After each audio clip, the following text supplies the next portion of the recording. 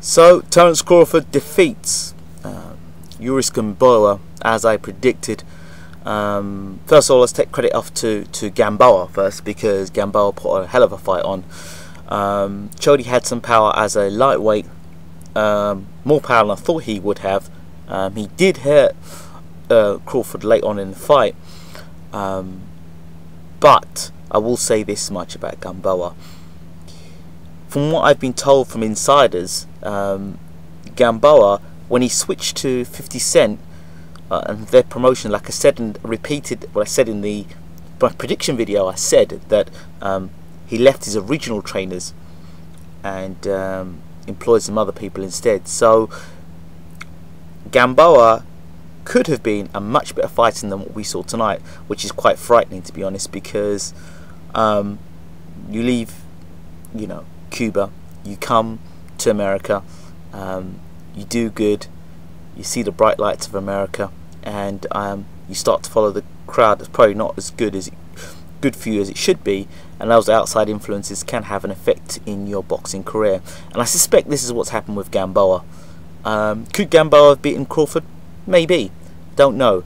But the Gamboa that turned up tonight, who was a pretty damn good Gamboa and would beat most lightweights in the world, I think. You know, interesting to see how he would do against Beltran and Burns and the guy that beat Burns last night. I mean, those are good fights in the lightweight division.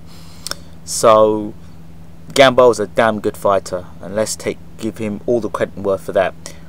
You know, and he hits damn hard as a lightweight. But there's always been that question mark for me with Gamboa. When he gets aggressive, he seems to pay less attention to his defense and more attention on landing his punches. And you've seen where he's been knocked down, and I did say in the fight that if you're going to see Gamboa get dropped, you'll see him get dropped while he's in the middle of engaging and throwing his own punches, and that's what you saw in the fight. At one point, Terence Crawford, actually, I don't know if Crawford was getting tired or Crawford said, you know what, let me just stay in the pocket, which means let me stay close to Crawford and not box like a big man, a taller man. Let me stay close to him and let him throw his punches, and as he's throwing these big winging punches, I'm going to throw straight through the middle, which is where he sort of stayed a little too long and got caught by Gamboa. But yeah, as I said, now credit to Gamboa, and you have to give credit because Gamboa is a world-class fighter. I don't hear anybody say he isn't a world-class fighter, because he's a world-class fighter. So Terence Crawford deserves all the credit in the world. And Terence, if you're watching the video, which I'm sure you are, big shout out to you. You've done it, man. You've done it. From challenger, contender to champion. And Terence Crawford is not just a boxer who's just in the ring that fights. He's got a great knowledge of the sport. If you listen to the 2 interviews I did with him, he has a great knowledge of the sport, where he knows where he stands as a fighter. And you know, expect a lot more from Terence Crawford. This is a guy that's beaten Michael Garcia as an amateur, fought Danny Garcia as an amateur, beat him as well. You know, sparred loads of rounds with Timothy Bradley, and you know, we all know that Bradley loves a brawl. And I just felt again that Crawford was too big, too strong, and too talented, and that's what you saw in the fight. And Gamboa's lack of activity, and the fact that his skills for me have been on the wane. I don't think he's developed his skills. So that's the fight. I do want to do a side note here in this. Crawford's got some great fights ahead for him, which is fantastic, and he can box at light welter as well. This is a guy that fought Breeders Prescott as a last-minute substitute, right, at light welterweight, and he was a lightweight, and he went up to light welterweight and fought Prescott. It was when I saw that fight, I thought, you know what, this guy is going to be a star, and I guess I got it right there.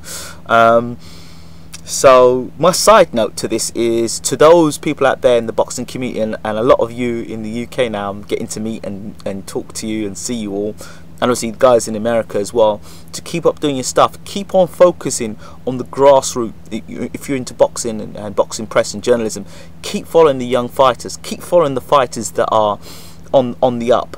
You know, the guys who are like 2-0, 3-0, 5-0.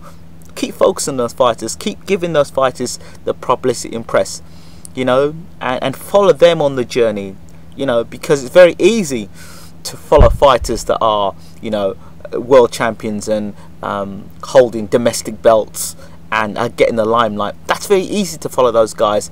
It takes a lot more hard work to follow guys that are not getting the press and are not getting the coverage.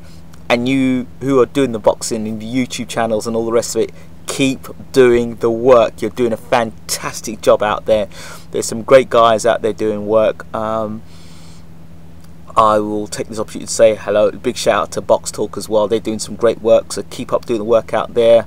You know, obviously, you know, the big ones, the seconds out, shout out to them as well, doing some great work as well. But you know, focus on those young talents coming through in the sports, because they need the exposure. You know, a lot of these guys struggling to sell tickets, and that's the other side of the game, you know. And I will take this moment to give a shout out as well to Rashidi Ellis.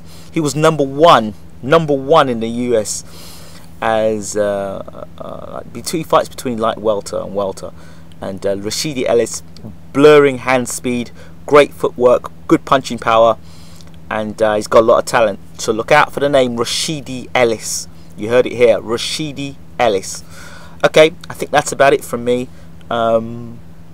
Yeah, Terence Crawford did the business, and Bud, I'm proud of you.